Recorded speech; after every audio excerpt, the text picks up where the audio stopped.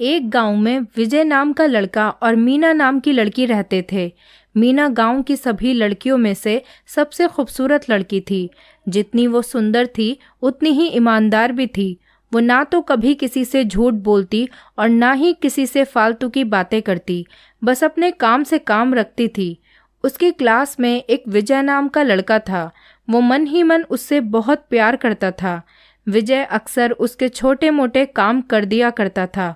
बदले में जब मीना मुस्कुराकर उसे थैंक यू कहती थी तो विजय की खुशी की सीमा ही नहीं रहती थी। एक बार की बात है, दोनों लोग एक साथ घर जा रहे थे, तभी जोरदार बारिश होने लगती है। दोनों को एक पेड़ के नीचे रुकना पड़ जाता है।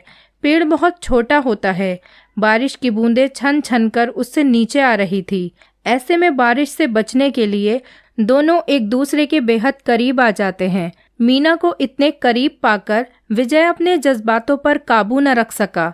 उसने मीना को प्रपोज कर दिया। मीना भी मन ही मन उसको चाहती थी, इसीलिए वो भी राजी हो गई और इस तरह दोनों का प्यार परवान चढ़ने लगा। एक बार की बात है, मीना उसी पेड़ के नीचे विजय का इंतजार कर रही थी। विजय को आने में बहुत देर हो जाती है। उसे देखकर मीना नाराजगी से बोली, तुम इतनी देर से क्यों आए? मेरी तो जान ही निकल गई थी। ये सुनकर विजय बोला, मीना, मैं तुमसे दूर कहाँ गया था, मैं तो तुम्हारे दिल में ही रहता हूँ। तुम्हें यकीन न हो तो अपने दिल से पूछ लो। विजय की इस प्यारी सी बात को सुनकर लड़की अपना सारा गुस्सा भूल गई और वो दौड़कर विजय के गले लग गई। एक दिन दोनों लोग उसी पेड़ के नीचे बैठे बातें कर रहे थे। मीना पेड़ के सहारे बैठी थी और विजय उसकी गोद में सर रखकर लेटा हुआ था। तभी मीना बोली, मुझे लगता है अब हमें शादी कर लेनी चाहिए, क्योंकि अब तुम्हारी जुदाई मुझसे बर्दाश्त नहीं होती। तुम्हारे बिना एक पल भी मुझे 100 साल के बराबर लगता है। तुम मुझसे शादी कर लो, नहीं तो मैं मर जाऊंगी। विजय ने झट से लड़की के मुंह पर अपना हाथ रख दिया और बोला, मीना, ऐसी बातें मत किया करो। अगर तुम्हें कुछ हो गया तो मैं कैसे जिंदा रहूंगा? फिर वह कुछ सोचता हुआ बोला, तुम चिंता मत करो, मैं जल्द ही अपने घर वालों से बात करूंगा। धीरे धीरे काफी समय बीत गया। एक दिन की बात है, दोनों लोग फिर से उसी पेड़ के नीचे बैठे हुए थे। उस समय विजय का चेहरा उतरा हुआ था।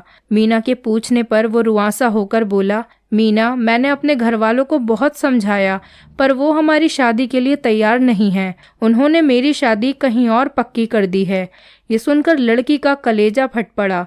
उसका मन हुआ कि वो जोर जोर से रोए, लेकिन उसने अपने जज्बात पर काबू पा लिए और बोली, मैंने तुमसे सच्चा प्यार किया है, मैं तुम्हें कभी भुला नहीं सकती। प्लीज मुझे माफ कर देना। विजय धीरे से बोला, वैसे अगर तुम चाहो तो अब से हम एक अच्छे दोस्त रह सकते हैं। मीना ये सुनकर जोर जोर से रोने लगी। विजय ने उसे समझाया और फिर दोनों लोग रोते हुए अपने अपने घर चले गए। देखते ही देखते विजय की शादी का दिन आ गया। विजय को यकीन था कि उसकी शादी में मीना जरूर आएगी, पर ऐसा नहीं हुआ। हाँ, मीना का भेजा हुआ एक गिफ्ट उसे जरूर मिला। विजय ने कांपते हाथों से उसे खोला। उसे देखते ही वो बेहोश हो गया।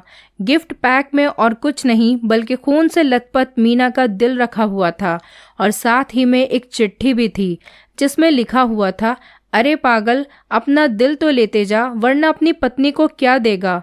दोस्तों, हमारी ज़िंदगी का सबसे खूबसूरत एहसास प्यार ही है, जो हमें, आपको और हर किसी को जोड़े रखता है। पर क्या हम उसको अपना पाते हैं? कभी हम गलत तो कभी साथी गलत तो कभी हालात गलत, और कभी हमारे घर वाले हमारा साथ नहीं देते, हमारे प्यार को स्वीकार नहीं करते। पर क्या प्यार गलत हो सकता है? नहीं। तो दोस्तों, प्यार करो, लेकिन किसी की फीलिंग्स के साथ खिलवाड़ मत करो।